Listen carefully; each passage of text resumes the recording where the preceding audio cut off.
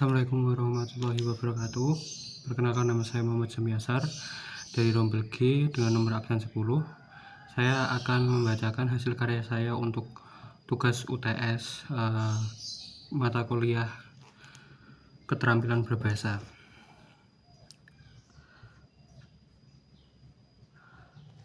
Untuk karya mandiri saya membuat surat undangan nomor RI /9.11 V/44 Singaraja 12 November 1944 kepada yang terhormat Saudara Djoko Susanto di tempat. Sehubungan dengan semakin gentingnya keadaan perjuangan di berbagai wilayah Nusantara, kami bermaksud mengundang saudara untuk menghadiri pertemuan yang akan membahas penyatuan gerakan perlawanan serta jalur distribusi logistik. Pertemuan ini bersifat sangat penting dan harus dijaga kerahasiaannya demi keselamatan bersama. Pertemuan akan diselenggarakan pada waktu menjelang malam setelah suara jangkrik pertama terdengar. Tempat pertemuan berada di sebuah rumah kayu di ujung perbukitan Singaraja dengan tanda lampu minyak sebagai penunjuk lokasi. Kehadiran saudara sangat kami harapkan demi kelangsungan perjuangan dan keselamatan bangsa. Kami mohon agar isi surat ini tidak disebarluaskan kepada siapapun. Atas perhatian, pengorbanan, dan kesetiaan saudara terhadap cita-cita kemerdekaan, kami ucapkan terima kasih. Semoga Tuhan Yang Maha Kuasa senantiasa melindungi langkah perjuangan kita menuju Indonesia merdeka. Hormat kami atas nama rakyat yang merdeka, Eswar Canjana. Saya membuat surat ini berdasarkan teori, yaitu struktur surat mencakup sejumlah unsur penting yang perlu diperhatikan, seperti sesuai yang dikatakan oleh Sojito dan Sohan dalam Pujiatna 2019 yang menguraikan bahwa surat terdiri atas 4 komponen utama, yaitu kepala surat, leher surat, badan surat, dan juga kaki surat. Masing-masing itu komponen mencakup bagian-bagian seperti kepala surat tadi, tanggal surat, nomor surat, perihal surat, lampiran, alamat tujuan, salam pembuka, kalimat pembuka, isi surat, kalimat penutup, salam penutup, dan juga tembusan.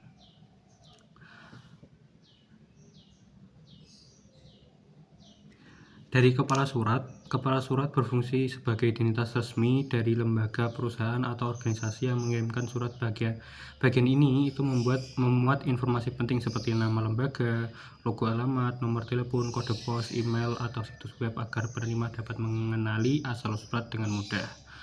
Lalu dari tempat dan tanggal surat, bagian itu menunjukkan lokasi dan juga waktu surat dibuat, penulisan.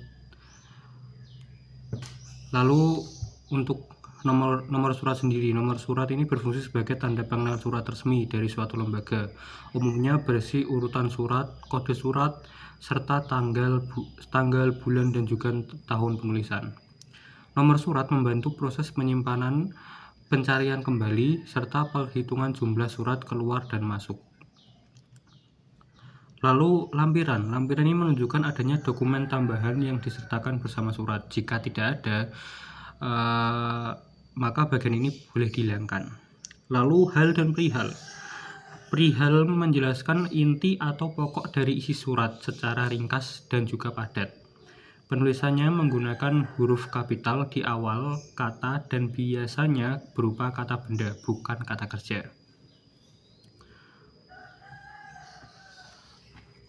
Lalu alamat surat. Dalam menulis alamat surat ada beberapa hal yang perlu diperhatikan, seperti kata kepada. Itu tidak perlu digunakan karena sudah tersirat dalam kata yang terhormat atau YTH. Gunakan sapaan seperti bapak, ibu, ataupun saudara bila surat ditujukan kepada individu. Setiap baris alamat tidak perlu diakhiri dengan tanda titik. Lalu salam pembuka. Salam pembuka ini ditulis melalui salam pembuka ini ditulis mulai dari margin kiri, bukan di tengah halaman. Bagian ini tuh berfungsi sebagai bentuk sapaan sopan kepada penerima surat. Penulisannya diawali huruf kapital dan diakhiri tanda koma. Lalu bagian terpenting yaitu isi surat. Isi surat terdiri atas 3 bagian utama, yaitu alinea pembuka, alinea isi, dan juga alinea penutup. Yang terakhir adalah salam penutup. Salam penutup ini digunakan untuk menutup surat dengan sopan, misalnya hormat saya, hormat kami, atau wassalamualaikum warahmatullahi wabarakatuh.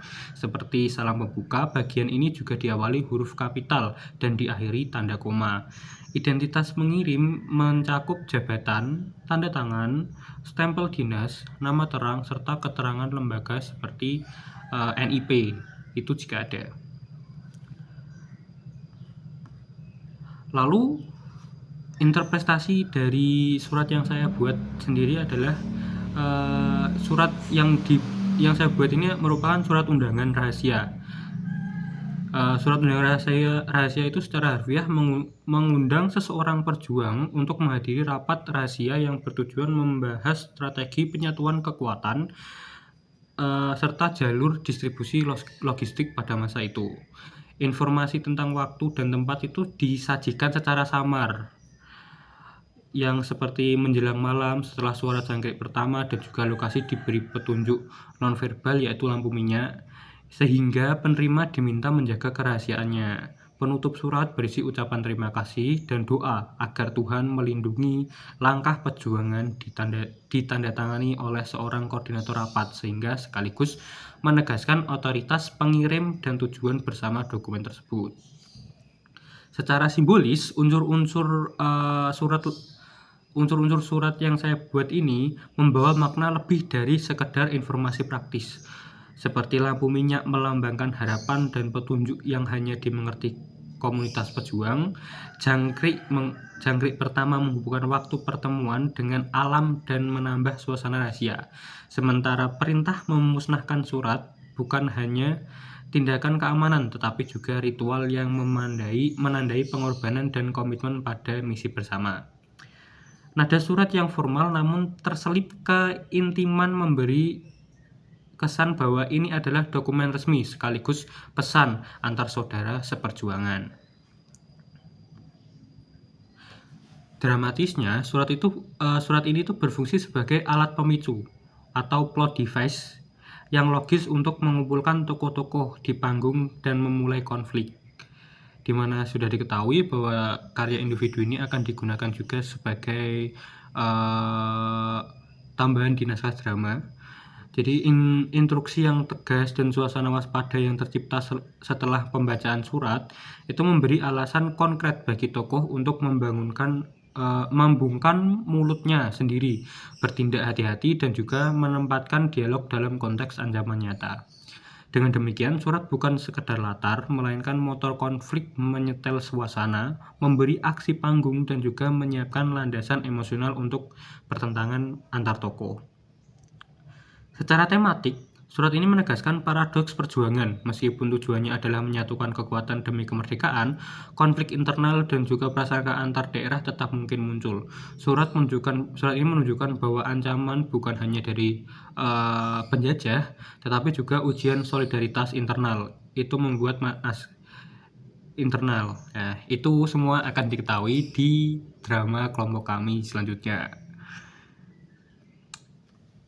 Mungkin sekian dari saya. Mohon maaf jika ada salah kata atau perbuatan saya yang tidak mengenakan di hati. Terima kasih. Wassalamualaikum warahmatullahi wabarakatuh. Jangan lupa nonton drama kelompok 2 kajian kebahasaan.